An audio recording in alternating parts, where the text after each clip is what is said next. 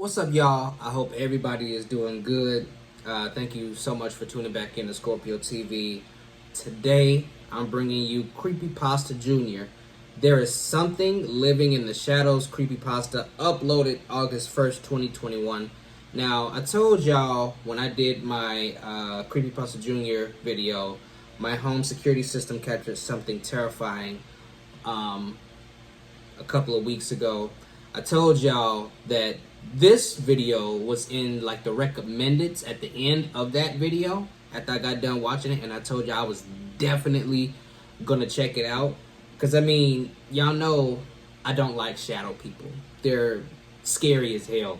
So to hear a creepypasta about something living in the shadows, I only felt like it was just, it made sense to just put them together and watch it.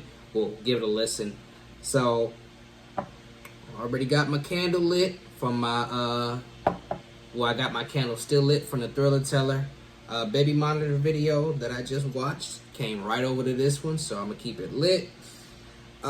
Just cause that's what I do for like my horror videos now.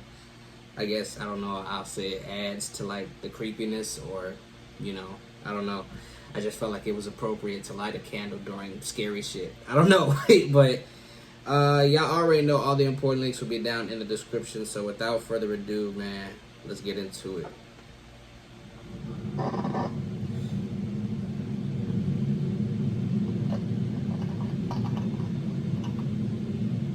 There's Something Living in the Shadows with the creepy ass thumbnail. Goddamn. We had been house hunting for a few months before finally deciding on a place. It was a seemingly average two-story home that was smack dab in the center of a suburban neighborhood. The reason for the move was quite simple. My wife and I wanted our son Hunter to be closer to his school, and as a bonus, it cut down on my commute to work by nearly half. My family quickly got settled into our new home, and for the first couple of months, everything was great. Hunter was doing well in school and seemed to really enjoy the neighborhood. My wife and I also enjoyed the spare time we received from having to travel to work. Overall, it was a great boost to our morale, and brought us closer together as a family. During those initial months, I formed a friendship with some of my neighbors. Our next door neighbor, Pete, was a large man who could always be found in his yard grilling something up. Him and his wife even invited us over a few times for dinner. Pete and his wife were older, and their kids had long since left the nest, so it was nice for them to share in some social interactions with us. Towards the beginning of summer, something strange occurred in our home. It was a Thursday evening. My wife was in the shower, and I was in the living room watching a bit of television before bed, when Hunter tapped me on my shoulder, nearly sending my heart leaping from my chest. I spun around in a panic, but quickly calmed myself when I realized who it was. I asked Hunter what was wrong, and why he wasn't in bed. He just paused for a few minutes, and I could tell he was searching for the words. My son has always been an extroverted individual, the type of kid that always had something to say, and to see him at a loss for words caught my attention. He said with a hushed voice that he saw something in his closet. See. Now, Hunter had never mentioned anything like that before. He had never been the type of kid to be afraid of monsters in his closet or under his bed. So to hear him speak about this now was curious. I ruffled his hair and told him that I would go take a look to make sure everything was safe. He timidly followed behind as I sauntered up the stairs into his room. I turned on the lights and gazed around. Everything in his room appeared as ordinary as can be. I opened his closet and looked inside. While it was quite dark in the closet, there wasn't anything unnatural about it.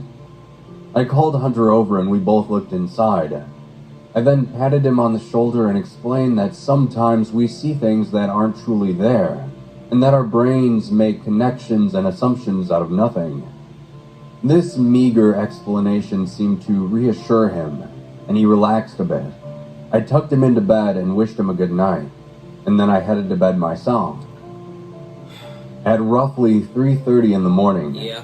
I felt something touch my shoulder. Yep. This sent a jolt throughout my body, snapping me awake. It's where it I was begins. so disoriented I couldn't make out what was touching me.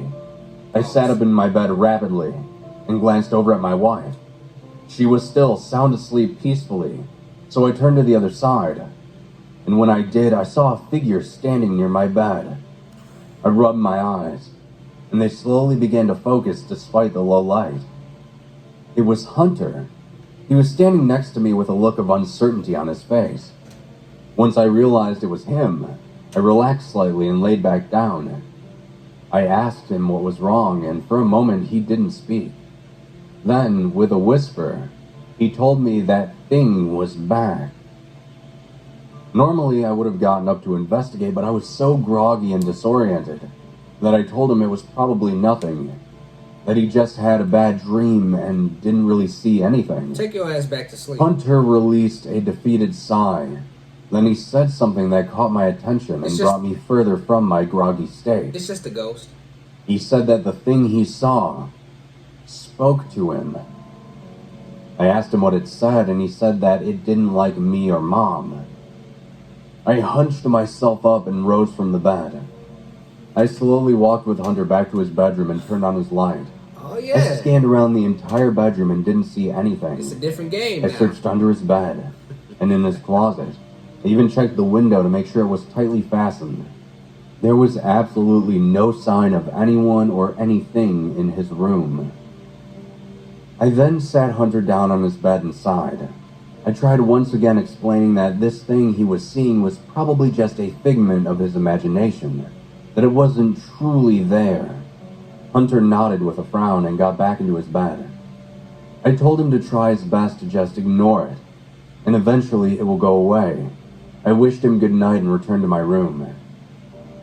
It was after that point that things became increasingly stranger. While Hunter was at school and my wife was at work, I began hearing odd noises occurring throughout the house. Random footsteps that would echo above my head in the living room. I'd catch a glimpse of something out of the corner of my eye, only to turn and see nothing was there. Then, nearly a week and a half later, my wife took Hunter to go visit her parents. It was one of the few times that I was thankful to have to work. Don't get me wrong, I love spending time with my family, but my mother-in-law can be a lot to deal with. I'd gotten off work one day fairly early and decided to get a bit of yard work done, when my neighbor Pete popped his head over the fence.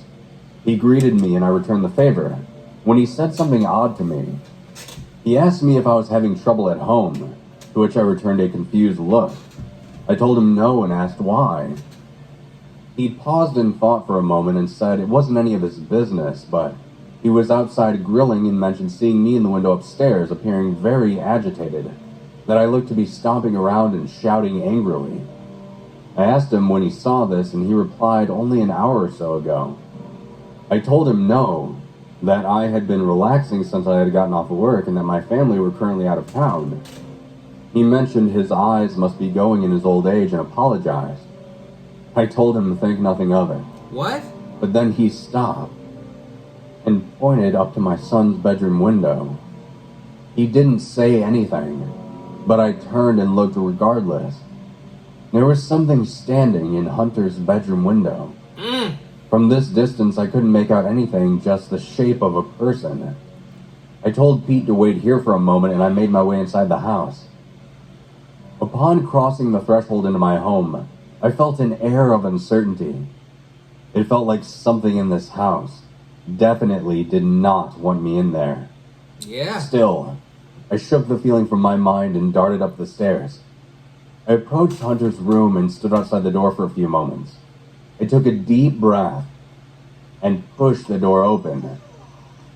I was fully expecting to find an empty room, just as I had all those times Hunter had dragged me in here.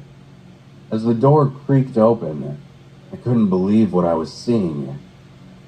Standing there, in the center of the room, was a person made up entirely of darkness.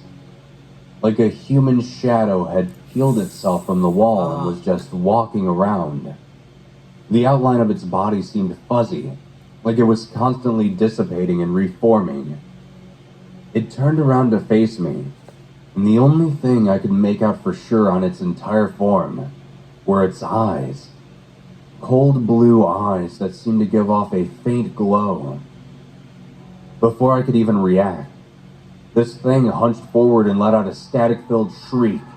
It was so piercing that I could see the window rattling behind it. I clutched my ears and nearly crumpled to my knees. I somehow managed to brace myself, and when I opened my eyes again, I saw this thing was standing before me. Oh shit. It then stretched out its arms slowly into these massive, four-pronged claws. It then reared its arms backwards, preparing to strike, and I shut my eyes as I felt my time was near. A minute passed, then 2, then 5. Oh shit. Slowly, I opened my eyes and I was alone in the room. The entire room was empty, and that feeling I had felt previously had completely vanished. He had accepted his I fate. quickly rushed down the stairs and back outside. Pete was standing there looking at me with a bewildered expression. He asked me if I was all right, and I nodded with ragged breath. I asked him if he saw what had transpired through the window, and he just shook his head. He said he watched me enter the room, and then I walked over to the window and just stared outside for 10 minutes straight. He said he was just about to go inside and contact my wife when I came bursting out of the front door. He said it was the darndest thing, too. He said that he had been watching me in the window when I suddenly exited from the house. When he looked again, I was no longer in the window. I told him it was nothing to worry about. What? And I bid him a good night before pulling out my cell phone and calling my wife. You bullshit. I told her to stay at her parents' a few extra days and that I'd be heading out that way shortly.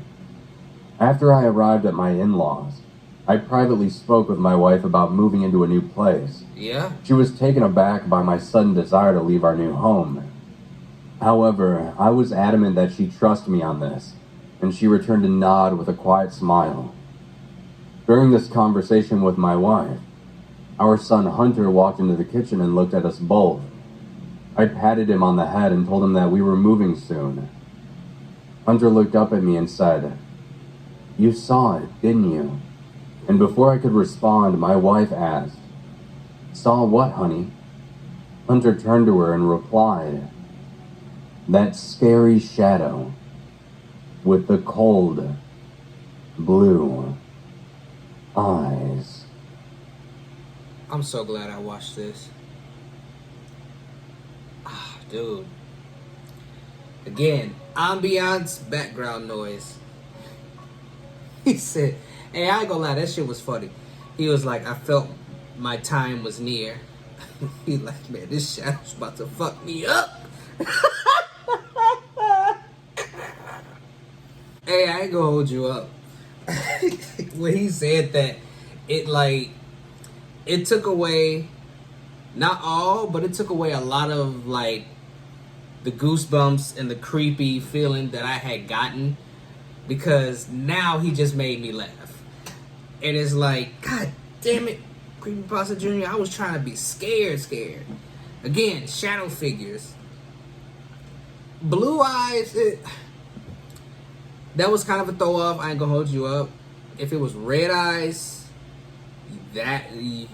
that's related to like some demonic shit. But at the same time, dark figure or black figure, red eyes is kind of cliche. So I like that he put blue eyes instead of red eyes, because red eyes is so like notorious when it comes to paranormal activity and demons and shit. So the fact that this has blue eyes, shout out Blue Eyes White Dragon from Yu-Gi-Oh, Seto Kaiba and all that shit.